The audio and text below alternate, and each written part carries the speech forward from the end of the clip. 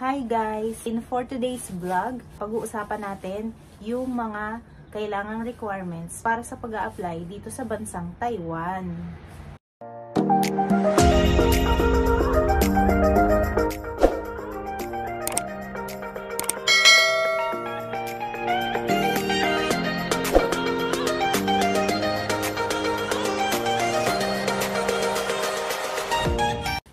Hi everyone, this is me Bing and welcome back sa aking munting channel. If you are new to my channel, please like, share, subscribe, and pindutin yung notification bell para updated ka palagi sa mga latest na mga video ko. Disclaimer lang guys, ang lahat ng mga sasabihin ko dito ay based on my experience. Kung ngayon nyo palang balak mag-apply guys, i-grab nyo na ang opportunity na ito. At sa video nga na ito, sasabihin ko sa inyo kung ano-ano yung mga requirements na kailangan ihanda bago mag-apply sa agency at ang kabuoang requirements after makapasa sa exam at interview. So kung ikaw interesado kang malaman, panoorin mo ang video na ito hanggang dulo. Ano-ano nga bang mga requirements para makapag-apply ka dito sa Taiwan bilang factory worker? Unang-una, passport syempre. Dapat guys, ang passport mo ay at least 2 years valid. Kasi pag 1 year, medyo alanganin na. Pangalawa, e-reg. Pwede kayong mag-register nyan guys online. Kasi ngayong 2024 ay kasama na siya sa mga requirements. Next naman natin ay NBI. Ayan. Dati kami, nung sa kapanahon na namin, is kulay green yung travel abroad for Taiwan. Ngayon is meron na siyang barcode, QR code. Ayan. May QR code. Yan. Kukuha din kayo niyan. Next naman po is yung PEO certificate. Pwede mo din ipagawa yan pero dapat hihingiin mo yung email at saka yung password. Ang sunod naman guys is yung birth certificate, yung local, and then yung PSA certificate. Ayun nga, ngayon ang ayon sa aking source is kailangan daw may QR code yung birth certificate. Syempre ang bida wala na namang idea kung ano naman yan. Kasi dati wala naman yan. Kumbaga yung normal lang na NSO pa kami noon. Pero syempre ito na yung bagong patakaran at sobrang higpit na nga dito sa Taiwan. Lalo-lalo na sa requirements. Ang next naman guys is yung UMID ID or National ID. Kung wala naman kayong UMID ID, pwede kayong pumunta sa pinakamalapit na SSS branch para kumuha ng SSS certificate. Pero sa ngayon, alternative naman na yun na pwedeng UMID ID or yung SSS certificate or kung may National ID kayo kasi yun yung implement sa buong Pilipinas na magkaroon bawat isa ang mga mamayang Pilipino na magkaroon nga ng National ID. Ayun nga, UMID ID or National ID. Pwede kahit isa man dun sa mga yun. Yan. Kasi ang hirap nga naman.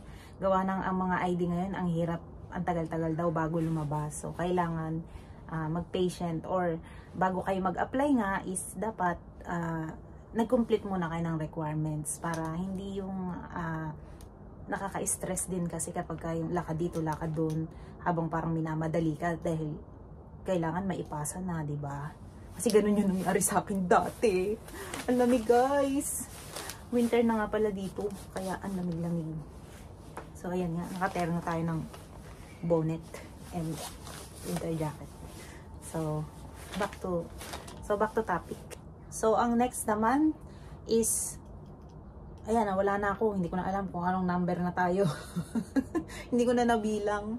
So, ang next natin is voter's ID. So, ayun na nga. Kung wala kayong voter's ID, pwede naman kayo mag-request ng voter's certificate.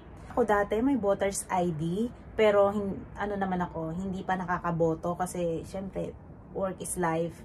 So, hiningan ako ng agency ng Certificate of Non-Voter. Tapos, ayun na, yun yung ipinasa ko kasi hindi ako botante pero may voter's ID. Ewan ko ba, ba't ganun? So, based on my experience, kung hindi pa kayo nakaboto pero may voter's ID na kayo, tapos, kailangan nyo ng non-voter certificate. Yun. Next is school credentials. Yan yung mga school ID, Form 137, Form 138, TOR, diploma. Yan. Mga supporting documents nyo, parang yung kapatid ko dati nung nag-requirements is kumuha pa sila ng good moral dun sa elementary nila. Yun. Supporting documents para dun. Supporting documents guys para dun sa, hindi ko alam kasi nung kami dati way back 2014 pa kasi sobrang tagal na, so 10 years ago.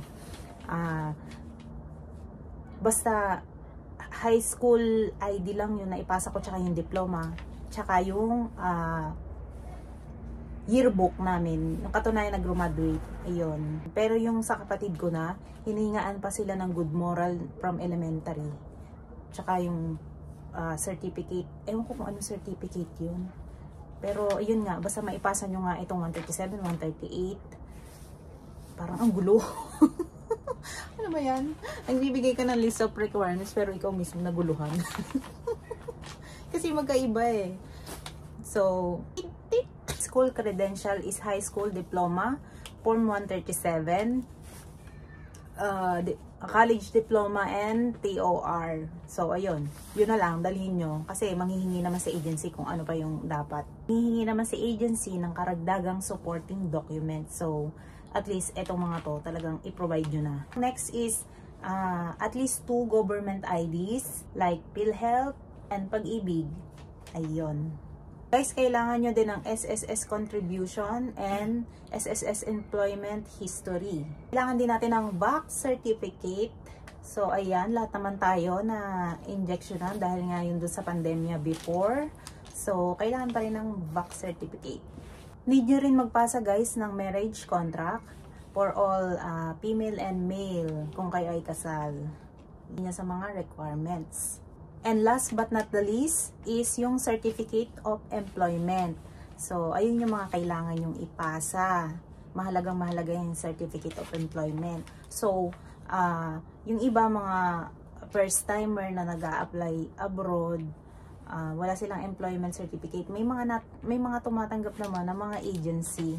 But mas maganda is may experience ka para madali ka makapag-adjust dun sa trabahong pinapasukan mo. For example, ako, electronics. So, nakapag-adjust ako ng mas mabilis. So, ayan na nga guys. Lahat ng nabanggit ko ay yung mga list ng requirements para makapag-apply ka nga dito sa bansang Taiwan. So, I hope you guys na naintindihan nyo yung paliwanag ko. Kahit ang dami kong parang question sa sarili ko. So, ayun, ginabi na nga ako dito at kahit ang lamig-lamig, makapag-share lang sa inyo ng aking knowledge.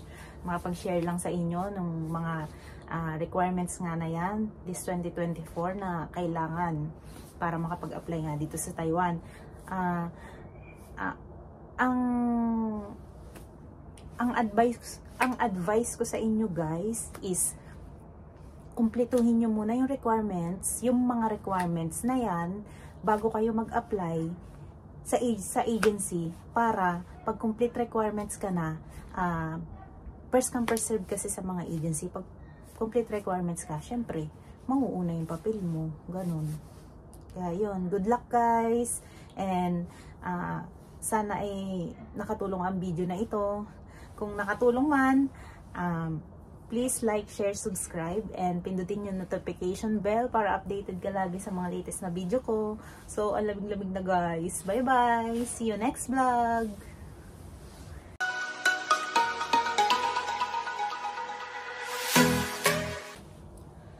So, ang next naman is, ayan, wala na ako. Hindi ko na alam kung anong number na tayo. Hindi ko na nabilang.